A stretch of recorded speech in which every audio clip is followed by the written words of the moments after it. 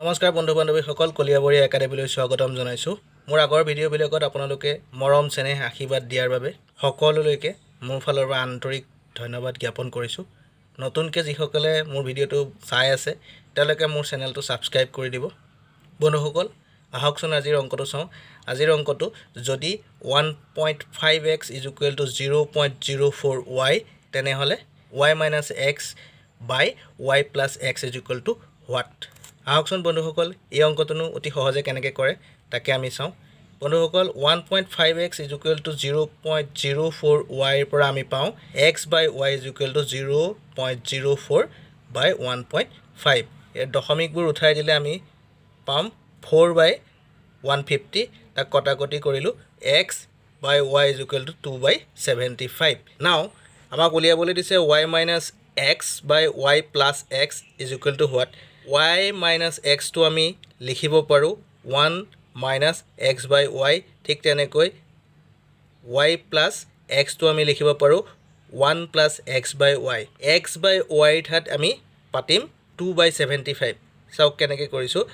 1 minus এটা লিখিলৈ x by y টোৰ ঠাইত পাতিলো 2 by 75 ঠিক তেনেকৈ 1 plus লিখি লৈছো x by y ঠাইত পাতিছো 2 by 75 এতিয়া মন কৰিব যদি y minus x to আমি 1 minus x by y পাতিব পাৰো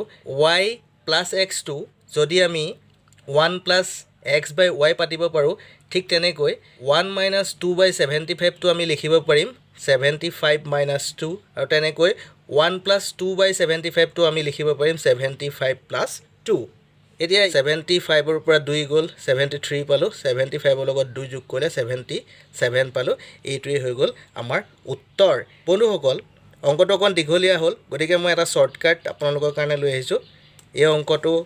আৰু সহজে কৰিব পৰা যাব আমি উলিয়াইছিলো x by y = 2 by 75 হয়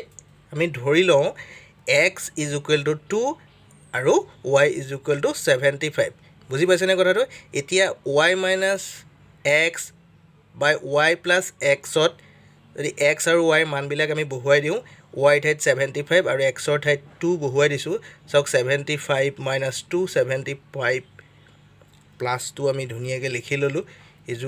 75 ৰ পৰা 2 গ'লে 73 75 ৰ লগত 2 যোগ কৰিলে 77 এতিয়া আমি উত্তৰটো পাই গলো 73 by 77 ধন্যবাদ